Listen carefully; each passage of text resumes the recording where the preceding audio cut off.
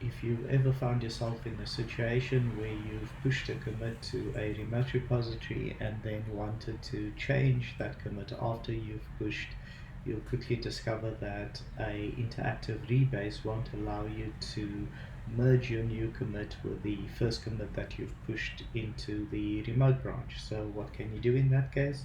You can use the reset command to change the original commit, and that's what I'll show you how to do now. So if we have a look at this remote repository, you'll notice that we have a remote repository over here with two files in it.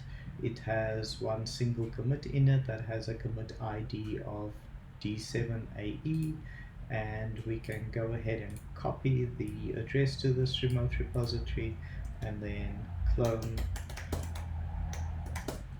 it into our local repository.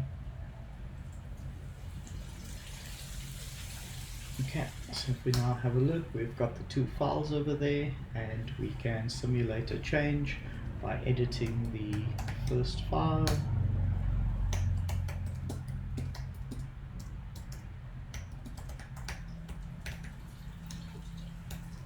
We can save that, and then once we've saved that, we can add that onto our index and finally do a commit.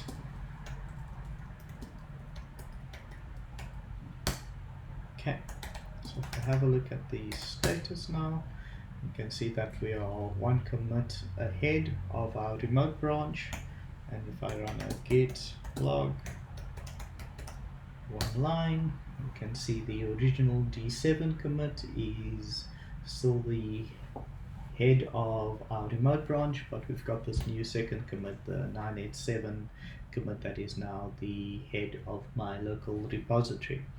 So I'll just go ahead and copy that ID for now, and of course what we can attempt to do is we can attempt to do a rebase, interactive rebase, and specify the remote ID as the start, but what we'll quickly discover is that there's only one commit over there, and of course then we won't be able to squash or merge these two commits together. So we'll just delete that line in order to quit the rebase attempt. So one thing that you will be able to do is to use the Git Reset along with the soft command line argument and that commit ID in order to reset your local head to that commit ID. So if we run that and we then have a look at the status of our local repository, we can see that we're back in the situation where we've got the first file modified and we are again up to date with our origin main. So what we've effectively done is we've moved the head pointer in our local repository, and because we've done that, now what we will be able to do is we'll be able to do an amend commit.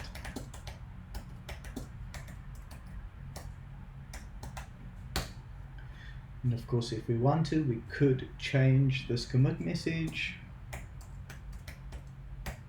We could say whatever we want to and then commit that. So if we had a look at our status now, what you'll notice is it will tell us that our local repository has diverged from the remote repository because there's a commit ID that we've got locally that does not exist in the remote branch, and the remote branch doesn't have the same commit ID that we've got over here, so Git has no idea of what to do. As you'll recall, the remote branch had an ID of D7 and our one commit now has a ID of E699.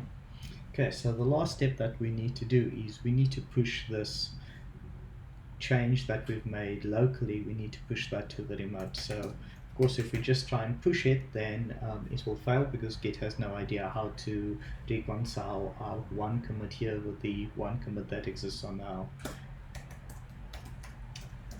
remote repository. So one thing we could do is we could force this push, but if anybody else is committed to that remote repository, we'll effectively be wiping out any commits that they might have made. So the best option is to perform a force with lease, and that will perform the push and override the remote only if there's been no additional commits made to that remote branch.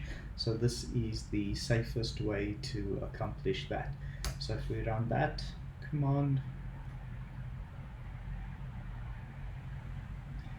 it will force an update on the remote branch. And if we now go have a look at the remote repository and refresh this, what we'll notice is that the first commit, or the new message, is there. We still have a single commit, but the commit ID has now changed to reflect the commit ID that was on my local repository. So we've effectively overridden the first commit with a brand new commit, and we can be sure that we haven't lost anybody else's changes.